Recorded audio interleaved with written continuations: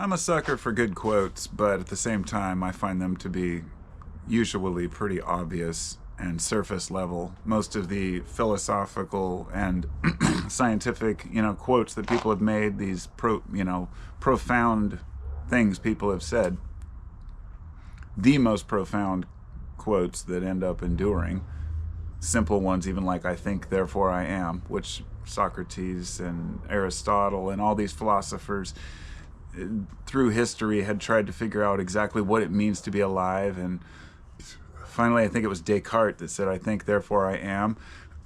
It's like, oh yeah, of course, obviously. You think, so you exist. Duh. Pretty obvious shit. But it was profound in a different way, that the quote was really the last, the culmination of all of the different philosophies you might endure in your life. When you come down to it, you still don't know what's real. But you just know that you are real, or at least your awareness is real. The I, the you, the ego. But I kind of roll my eyes at a lot of the quotes because they're things that we should know, while at the same time realizing how important they are, because most people don't know until they know. Until you've learned a life lesson, a way to live, then you don't know it exists. And once you've learned it, then you have to say, is this actually valid, and apply it. And so many different quotes and, I guess, philosophies on life that I've heard sounded ridiculous at first. And then upon returning and visiting over and over again, you see that, oh, I understand this point. It's almost like nihilism is a great example. Many people get into the surface level nihilism. They say, oh, nothing really matters. Cool. That's not the philosophy at all. It's about building your own system of truth and not relying on others to tell you what's real.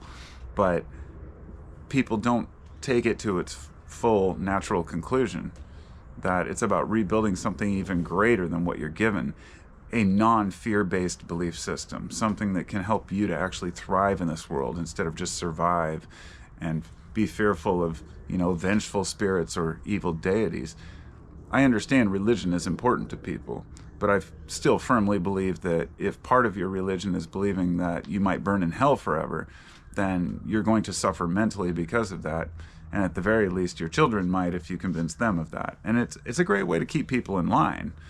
To get them to believe in a physical afterlife of hell. But at the same time, I think we fail to realize that the hell can be right now, right here within, that we create it by the way that we live. So trying to find basic philosophies and ideas that work for us can be a challenge.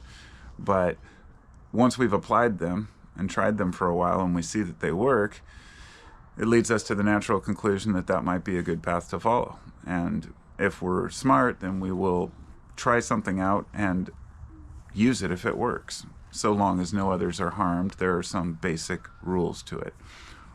But I don't recall who it was. Well, there were many great quotes back in the day, but it was either Sigmund Freud.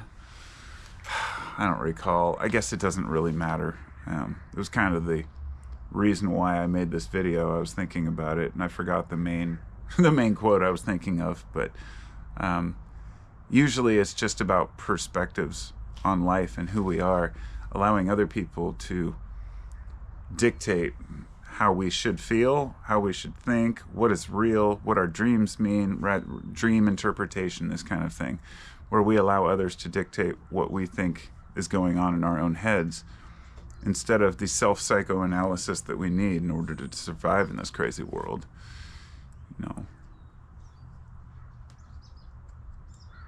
I'm going to leave you with a quote. I'm kidding. I don't know what the point of this discussion was. Don't even know if I'll upload it, like half of my videos, which I don't. But if I do, I hope you all have a wonderful day, and feel free to leave your best or worst quote down below, and I'll see you next time. Peace.